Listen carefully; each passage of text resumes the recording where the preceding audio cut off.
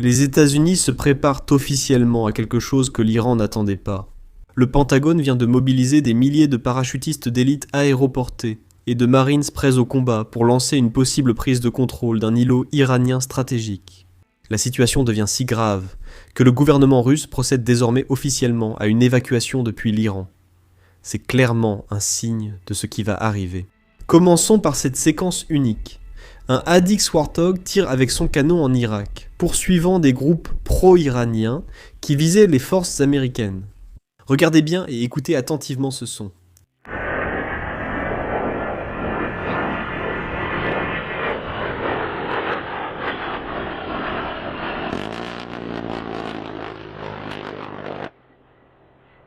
Maintenant, ce clip vient d'Irak. Mais au cours de la semaine dernière, des Hadis sont également opérés au large des côtes iraniennes, en particulier près du détroit d'Ormuz. Voici le compte officiel du commandement central qui le confirme.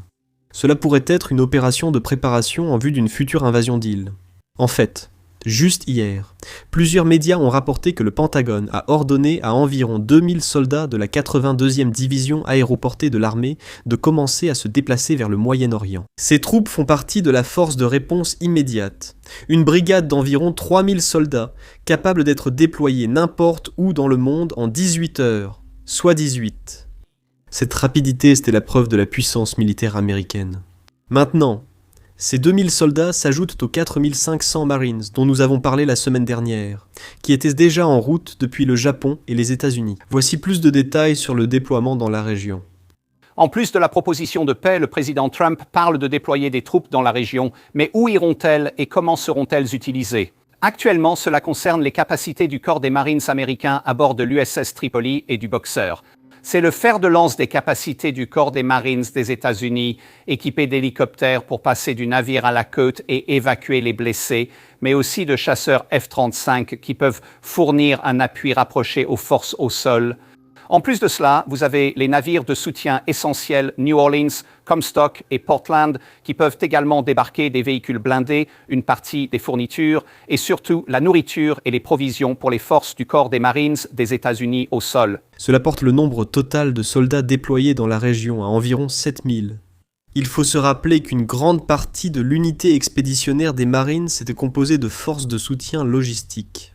Donc, seule une petite partie de ces 4500 Marines qui vont réellement dans la région sont des fantassins, environ 2000 ou quelque chose comme ça.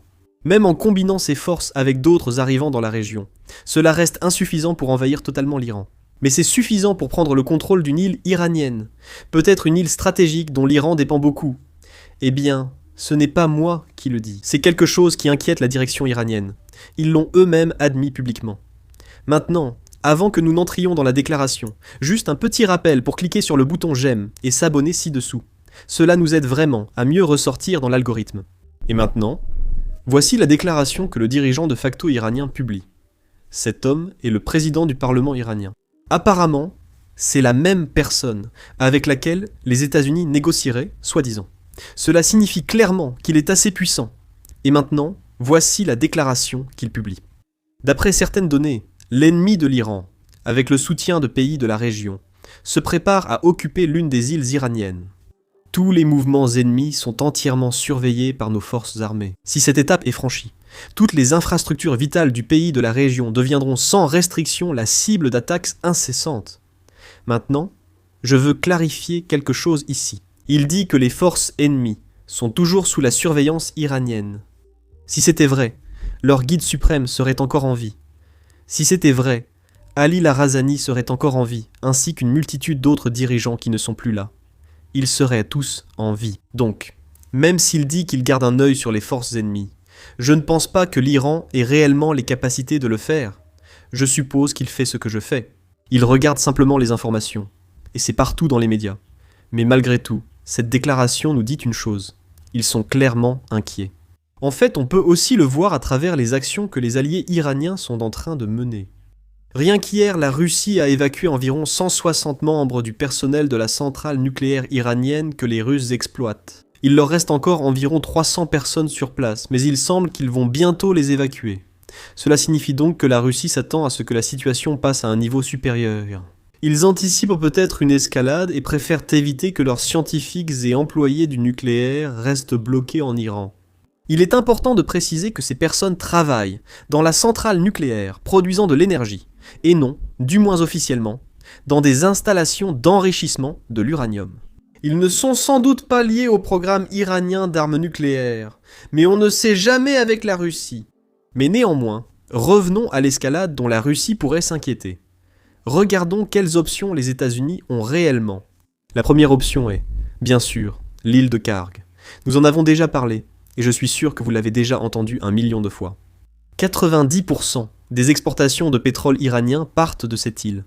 Mais il est important de préciser qu'il s'agit simplement du chargement du pétrole sur des pétroliers qui se fait sur l'île. 90% du pétrole ne provient pas de l'océan ou des terres proches de cette île. En fait, une grande partie du pétrole, la majorité même, est extraite sur le continent iranien, puis acheminée vers cette île par des oléoducs, ou je dirais transportée vers cette île par des oléoducs, puis elle est chargée dans des dépôts de pétrole, ou sur les pétroliers. C'est un point stratégique pour les exportations, essentiel aux revenus du corps des gardiens de la révolution islamique. C'est précisément pour cette raison que cette île est une cible pour une invasion américaine. Selon le Financial Times et d'anciens commandants militaires interrogés, il serait tout à fait possible de prendre l'île de Karg. L'unité de Marines envoyée dans la région est conçue précisément pour ce type d'opération. En fait, un ancien commandant a déclaré qu'une seule MEE suffirait à prendre toute cette île. C'est une opération classique des Marines. Mais il y a un risque important, l'un d'eux étant les pertes humaines. Même si les États-Unis pourraient venir à bout de toutes les forces que l'Iran possède sur l'île, l'île de Karg reste à portée de l'artillerie iranienne, et il pourrait tirer sur toutes les forces américaines présentes au sol. Les États-Unis pensent sans doute que comme de nombreuses infrastructures pétrolières iraniennes se trouvent sur l'île, les forces iraniennes éviteront peut-être de les attaquer pour les préserver. Mais c'est aussi une contrainte. Mais cette infrastructure est également une contrainte pour les États-Unis. Trump a déjà déclaré qu'il ne voulait pas cibler les infrastructures pétrolières iraniennes. Ce week-end, nous l'avons vu revenir sur son avertissement de 48 heures pour détruire les centrales électriques, car les négociations ont commencé. Beaucoup y ont vu un signe qu'il ne souhaitait pas viser les centrales électriques civiles, ni les infrastructures énergétiques iraniennes. Un autre problème auquel les Marines devront faire face, c'est que tout le monde sait plus ou moins qu'il pourrait arriver. Et il n'y a qu'un nombre limité d'endroits sur l'île qui conviennent à un débarquement. Ce sont donc des lieux idéaux pour que les Iraniens tendent un piège.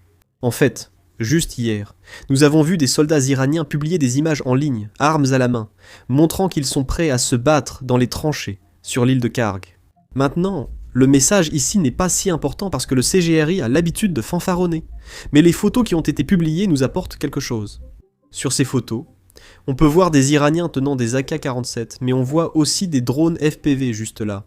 Ces drones kamikazes qui sont devenus si courants sur les lignes de front en Russie et en Ukraine. Ils pourraient se retrouver dans ce type de guerre, ce qui est peut-être moins familier aux forces américaines. Bien sûr, cela ne signifie pas que nous n'avons pas de plan. Je suis certain que des personnes plus compétentes y ont déjà pensé pour gérer la situation. Mais malgré tout, cela ne change pas le fait que ce sera la première fois que les forces devront faire face à des drones FPV sur le terrain lors d'une véritable invasion. Vous savez, ce n'est pas un exercice, en gros. Et en plus de cela, nous avons également des rapports provenant de médias qui disent que l'Iran a installé des défenses et des pièges sur l'île de Karg, se préparant en gros à l'arrivée des forces américaines. Mais devinez quoi? C'est ici qu'il faut souligner que l'île de Karg n'est pas la seule option. Il y a d'autres îles qui pourraient être encore plus importantes pour maintenir le détroit d'Ormuz ouvert. Il s'agit des îles iraniennes de Kazem et de Larak, qui sont situées exactement au point d'étranglement le plus étroit du détroit. Ces îles accueillent des bases navales, des infrastructures portuaires et des bunkers souterrains, utilisés par l'Iran pour lancer drones, missiles et drones maritimes contre des navires. Prendre le contrôle de ces îles permettrait de sécuriser directement le détroit. Mais là encore, elles présentent leurs propres défis. L'île de Larak est en réalité relativement vide. Je pense que la population est d'environ 1 millier de personnes, ce qui est beaucoup moins même comparé à l'île de Karg. Donc c'est un énorme avantage pour toute force américaine qui tenterait de la prendre. Mais l'île de Qasem est immense. Elle compte une population d'environ 200 000 personnes, donc la prendre serait certainement une opération très risquée.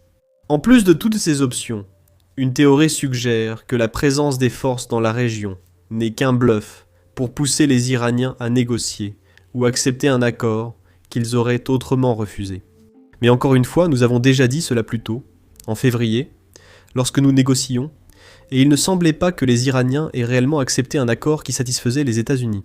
En réalité, les Iraniens défiaient publiquement les États-Unis, affirmant que si ceux-ci prenaient leurs installations nucléaires par la force, ils ne les abandonneraient pas par la diplomatie.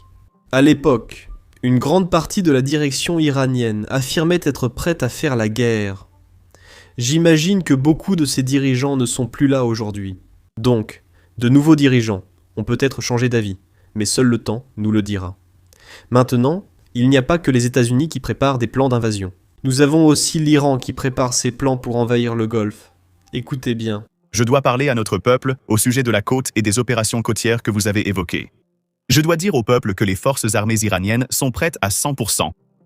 Si les Américains commettent une erreur dans la région, la prise de la côte de Bahreïn et des Émirats sera certainement appliquée. Des exercices importants ont également été menés à cet égard. Que signifie la ligne côtière ? L'entrée sur les côtes des Émirats et de Bahreïn est à l'ordre du jour et fait partie des exercices de nos forces armées. Nous allons changer la donne d'une certaine manière. Si Dieu le veut, les détails seront révélés plus tard. Mais nous allons changer la donne d'une manière telle que l'ennemi recevra une réponse qui lui fera regretter. Maintenant, cela vient d'un pays qui n'a plus de marine, plus de forces aériennes, et qui n'a même presque plus d'armée. Essentiellement, une force de police intérieure. Mais je suppose qu'ils aiment faire des promesses qu'ils ne peuvent pas tenir. Maintenant, on pourrait penser que c'est le comble de la folie. Mais on se tromperait. Regardez ces affiches actuellement placardées partout en Iran. Et je ne plaisante pas en vous disant cela. Au début, quand j'ai vu ça, j'ai cru que c'était de la désinformation générée par l'IA. Mais malheureusement, ce n'est pas le cas. C'est réel. La République islamique expose des photos de son nouveau guide suprême, qui ne sont pas authentiques, car il est dans le coma et défiguré.